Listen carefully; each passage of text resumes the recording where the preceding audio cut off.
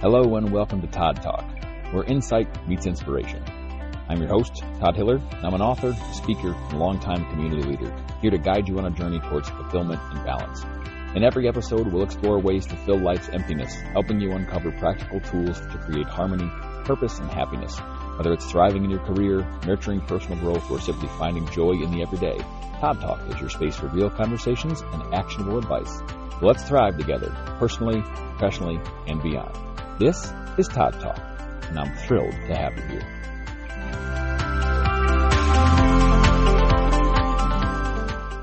Hello, my friends. Have you ever shared an idea with someone you love, and instead of getting excited, they start pointing out all the problems with it? I think this happens to us a lot when we're younger, and even as we age and grow older with friends and family members and people we love. Sometimes we have this great idea, and we're super excited about it, and we bring it forward to the people we love and trust. And then instead of jumping on board and saying they are just as excited as we are, they start to ask the really critical questions and point out the flaws and the problems. And, well, have you thought about X, Y, and Z? And it sort of takes the wind out of your sails and just brings you right back down to zero when you were flying pretty high on what you thought was a really good and really fun idea. And, so here's the really important part to remember. Sometimes really well-intended questions can sound like criticism. And we don't do it on purpose. We don't mean to. Maybe your partner says that they want to take flying lessons, and your brain goes, wait, what happened to the ice skating lessons we talked about last month? And you want to be a pilot? Sometimes it comes way out of the blue. But so the emotional dynamic kind of looks like this. The surprise reaction triggers a little bit of defensiveness, because if someone brings up something to you that is new and brand new to you, there's always a little bit of unknown. And unfortunately, that can come off as a little bit defensive if we're not careful. It doesn't have to, and it doesn't always, and not everyone does this, but I think a lot of times that surprise reaction sort of brings us to a more defensive angle rather than a really supportive one where we get super curious. And the need to correct often masks the confusion or the discomfort, and we try to say, but don't do that because of X, Y, and Z, instead of saying, all right, well, hang on, I need to know more about this, tell me more. So the phrase tell me more, or tell me more please, or I'd love to know more, can bring about such a different reaction than if you say to someone, oh, well, yeah, but that's not a good idea because X, Y, and Z. It's all in the approach. Even if you said to someone, well, you better tell me more about that before you decide it's a good idea, even that approach, the tone, the inflection, and even just the way it's phrased can kind of shut somebody down right away. So we're going to talk in this episode about being curious, not critical, when it comes to people's ideas, whether they're big, small, or somewhere in between. And I would imagine everyone listening right now, we've all been on both sides of this, I think. I think we've all been the dreamer and we've all been the doubter. I think probably countless times if we really think about it. And most of the time, no one means any harm. It's just the way the conversation is approached and the way it gets brought up that kind of leads us astray sometimes with the way we react. Now, typically the people we share these big ideas with are people that we have known for a long time or someone we are involved in a long-term relationship with, whether it's a friendship, a intimate relationship, a marriage, whatever it is, if a family relationship, husband, wife, brother, sister, a set of brothers, a set of sisters, siblings, whatever. Even sometimes parent to child if you're super close with your parents or you're super close with your in-laws, whatever it is. But long-term relationships create predictability, I think. And sometimes if we're not careful, we start to assume that we already know how our partner or friend will respond. And we also think we know what they're about to say if we're the ones listening to the big idea that's about to come out of the other person's mouth. So when they surprise us, we feel thrown off. And I think that makes curiosity really hard to access because they've gone a completely different direction than we thought they were going to go. And when that happens, we kind of end up not getting our back up against the wall in kind of in a fight mode, but I think that curiosity kind of dies off and is replaced by a little bit of confusion and surprise. So look, if we have a scenario, there are two ways you can respond. There's a critical version and a curious version, all right? The critical version kind of sounds like, well, why would you want to do that? Right away, that person is going to say, well, because I thought it was interesting, or I thought it was a good idea. If they even respond at all, because that reaction might shut them down altogether and be like, you know what, you're right. It's just a bad idea. Now, the curious version says, well, that's interesting. What made you think of that? Right away, it introduces the question of what brought that into your brain, what made you think of that, instead of the why would you. So the why would you right off the bat is questioning right off the bat and critical right off the bat. Why on earth would you want to do that? That's such a hard question and such a hard approach to what could be a really great conversation.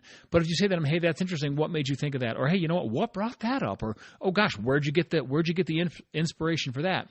That beautiful little bit of transition and curiosity can open a door for a great conversation when that first response is just going to slam it closed right away. So curiosity invites connection, and criticism, I think, invites distance, because as soon as you get critical or the other person thinks you're being critical, even if you're not, because let's face it, sometimes we just say, oh, why would you want to do that? The other person might think we're being critical when in our brain we're saying, well, you have to tell me more because I don't get it, right? We're only human. But that second response, the way we respond with curiosity, it doesn't create that distance that the criticism creates right away. And on that critical front or curious front, there's also something about being, the communication kind of breakdown says that there's a difference between asking and assuming, right? A really big one. So when you ask questions of people, you allow them to stay excited because they get to keep talking about the idea or the passion that they have and this new thing they've wanted to talk to you about or introduce to you or brainstorm with you about. You invite curiosity. You give them the chance to answer questions because, let's be serious, sometimes we love answering questions about things we're excited in when they're open-ended good questions like, oh my God, hey, tell me more. What made you think of that? Give me the lowdown. I need to know more. Versus assuming we know what the other person's going to say, and as soon as they open their mouth, they say, "Oh, I was thinking of doing X." You're like, "Oh yeah, I know." Like you've always wanted to do this, right? You've always wanted to do that, or you always want to take on this job or do this thing. And sometimes they're like, no, that's not what I was going to say at all. But that immediate assumption shuts them right down and just kind of makes them think, maybe I shouldn't talk about this, And there's lots of key phrases around this and lots of really important ideas. So when it comes to communication, I've said in other episodes, if you don't ask, the answer will always be no. Right? And if you assume instead of asking, you'll probably be wrong. I think that's a good pairing of those things. If you'd ever ask your partner or your spouse or your best friend or whatever to do something for you, hey, could you do the dishes? Hey, could you give me a ride to the airport? Hey, could you do me a favor and stop being so critical of my best friend? Whatever it is, if you don't do that, the answer will always be no. And if you assume instead of asking, you're probably going to be wrong. If someone says to you, oh my God, I have this new great idea, and you're like, oh yeah, what do you want to start? Like, you want to rent your other house and like start an Airbnb business? And they might be like, no, that's not even anything close to what I wanted to do. Your assumption is probably going to be wrong, and it might drive them down the road of being wrong, not being wrong. It drive them down the road of thinking that you believe that their idea is wrong or not good. A lot of phrasing working around in my brain with that one. And there's a lot of danger in already knowing, quote unquote, what someone will say. That's usually how you end up buying a lawn tractor when all your partner or spouse wanted was like a little raised garden bed to plant some flowers in, right? We way overshoot it because we're like, oh, I know what they're going to say. And so I'm going to go down this road. There's no brakes on this freight train. Here we go, full steam ahead. But so I want to also remind you, and it's not introducing this concept because we've talked about it in other episodes, but to some people it might be. I want you to remember to listen to understand, not just to respond.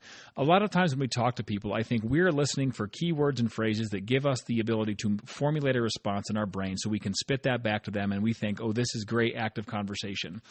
But it's really tough active conversation when you do that because if you're just listening to respond, you're just trying to volley back and forth and kind of make small talk, even if it's not a small talk topic. You're just kind of doing that back and forth volley when in reality, when in essence, if you listen to understand, you understanding something will automatically bring about some of your own questions that you can introduce into the conversation and make things a lot better than just listening to formulate a response so you can fire back at them and hope the conversation either ends or gets better. The other dangerous thing is when we listen just to reply or respond, we miss what's actually being said. We're listening just to hear some keywords and phrases to be like, oh yeah, I can spit back a response and they'll think I heard them because I can use the same couple words. But when you listen to understand, you give people the space to feel seen. And this comes in lots of forms. It gives people space to feel seen and heard and listened to. And checking on your person, your favorite person in your life, even if they say, you know what, I've been having an off day lately, and you follow up and say, you know what, don't just say, oh, that's too bad, or, oh, I hate when I have off days, or that happens to everybody, so sorry. Follow up and check on them. If you listen to understand, you say, you know what, this is someone in my life who's usually really happy and usually, outgoing and super grounded, and they're usually smiling a lot, and all of a sudden they're telling me they don't feel like themselves. So you know what, I'm going to check on them. I need to check on them because it worries me that they're not feeling like themselves. I love them so much. I want them to feel like themselves and be happy. I don't want them to feel uncomfortable or out of control. So I'm going to check on them, and ask them, hey, how you doing today? You feeling any better? Hey, the other day you said you weren't feeling great. You were feeling X, Y, and Z. Do you still feel that, or have things gotten better? And if they say no, they've gotten a little better, ask them, okay, what do you think helped you feel better? Use those curious leading questions to get yourself down the path. And like I said, this doesn't just come into play with new and big ideas. It kind of comes into play with communication in general when it comes to knowing and understanding and talking to the people that are important to you. And I will say that I have been guilty of this in the past. I have been the surprise, jump to conclusions responder more than once.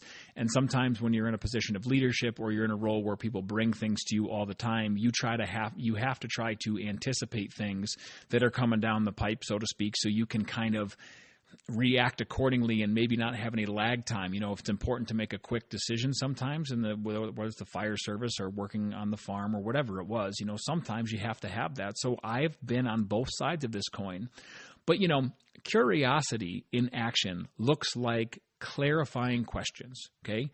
The question or the phrase, tell me more about that, goes miles with people, because then they don't get the sense that you're waiting for the conversation to end because you've asked them to tell you more, and they don't get the sense that you automatically want to shut down their idea because you haven't offered up your unsolicited opinion yet, which they usually haven't even asked for at this point, right? And then while you talk, reflect what you heard. All right, so you're saying you've always wanted to try that? Like, that's great. How long have you wanted to? Or what first brought it up? And if you respond with genuine interest, even if you're unsure, that's okay. If you say, that's new, what got you thinking about that? You can still tell them or show them that it's new to your brain, but don't show them that it's new to your brain, and as a result of that, you think it's stupid or a bad idea. Like, that's one of the most damaging and detrimental things I think that happens to people in this world, and especially kids. There's a program that I have written and developed for high school and college students that, called No Box Big Enough. And the idea is that we spend so much time as adolescents doing what other people think we should do and doing what we think other people will like us for, or that other people will think is a good idea. And it leads us down such a detrimental rabbit hole of boxing ourselves into something either that we don't want to be, or boxing ourselves out of all the other possible things that we could have explored along the way. So even if you're unsure about somebody's idea, don't be critical, because if you stop someone or force someone or play a part in stopping someone from exploring an idea or a passion they have, you could be shutting down a really big part of their life that could be beautiful for them if it had the chance to grow. So make sure you have that curiosity.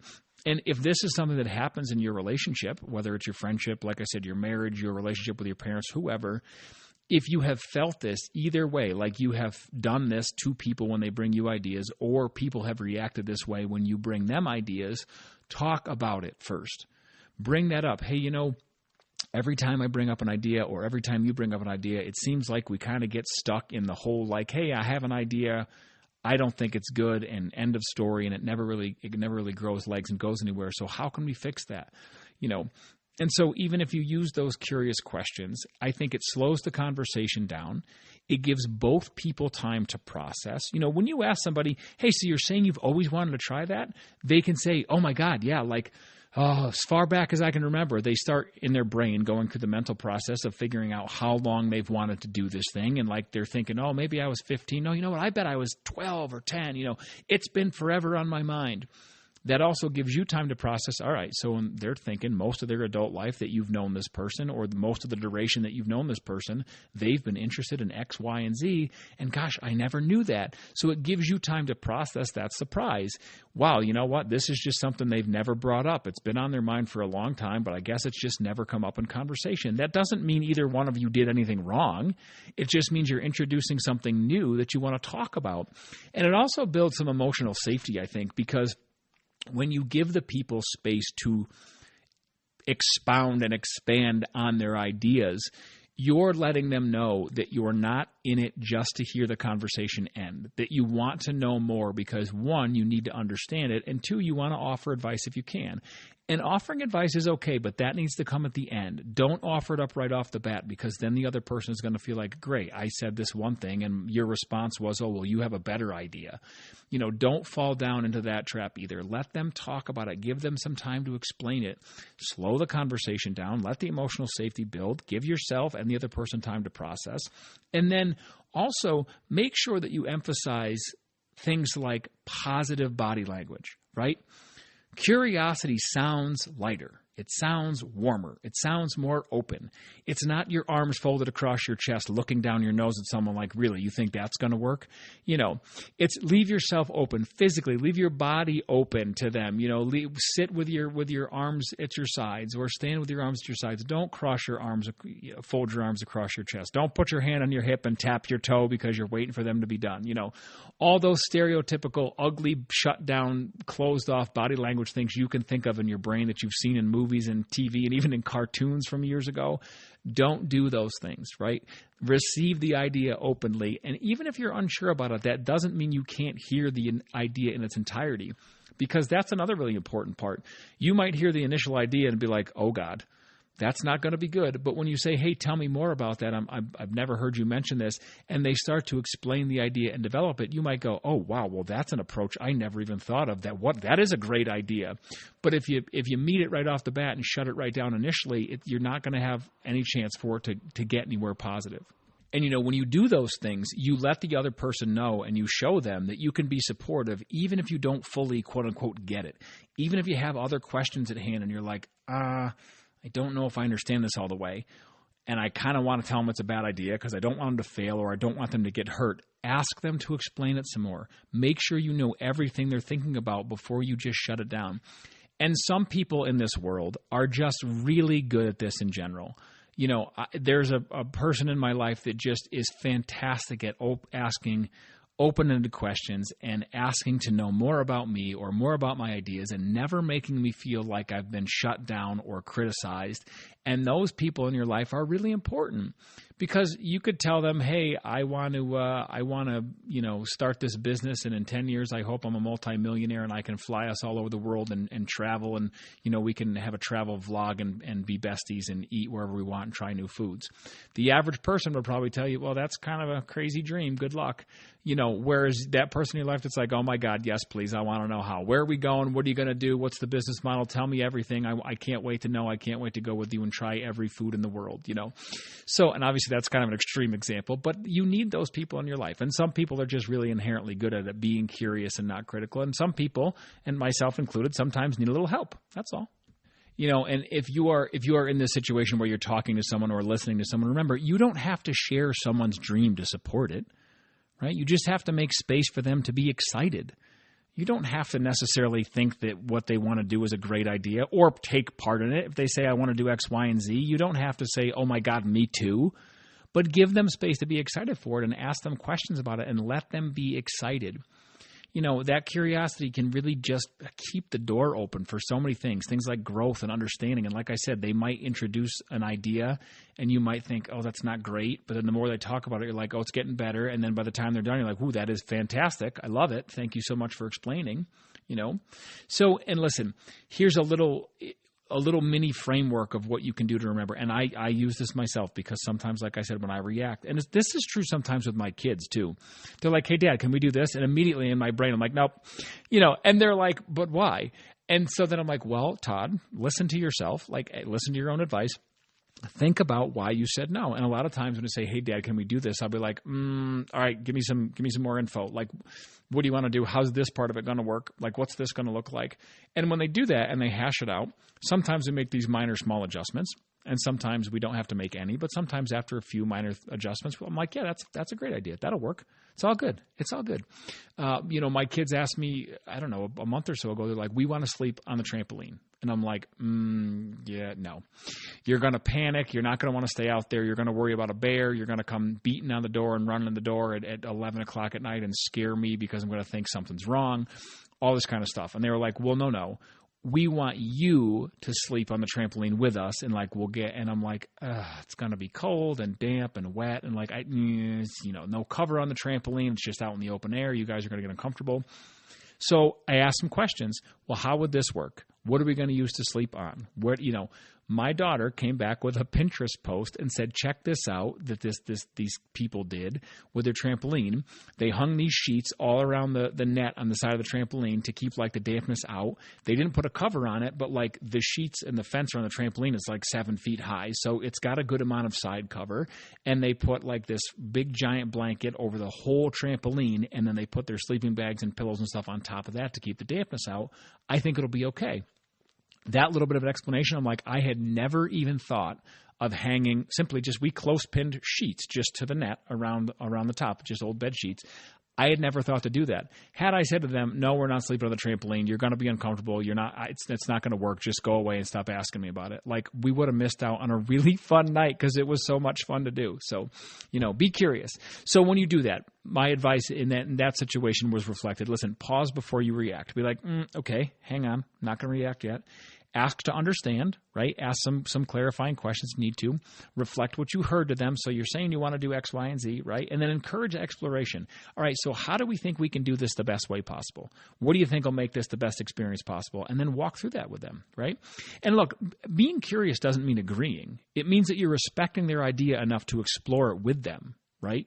So just remember that. Being curious doesn't mean you're agreeing. It just means you're respecting their boundaries and respecting their ability and their right to explore the idea with them. That's all. That's all. And it's a great, beautiful thing when it happens. All right, my friends, I want to wrap this up by saying this. The next time someone shares something unexpected with you, instead of thinking, that's ridiculous, try thinking, that's interesting.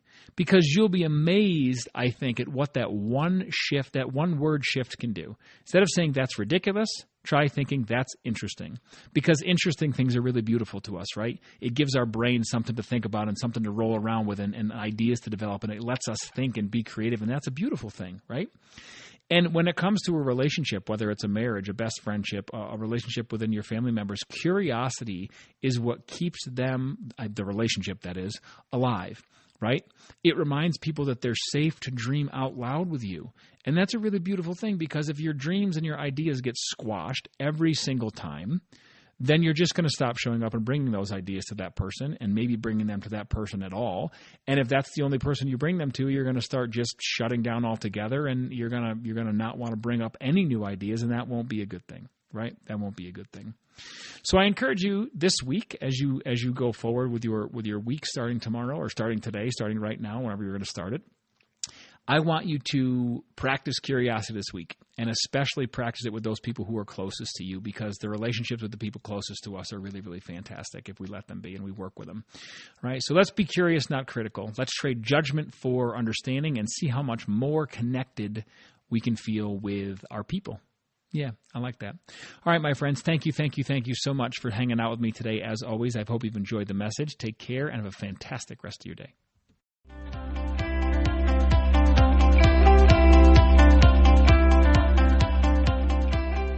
Thanks for tuning in to Todd Talk. If you've liked what you've heard, please go ahead and subscribe and follow along so you don't miss any updates or new episodes. Thanks very much, and enjoy the rest of your day.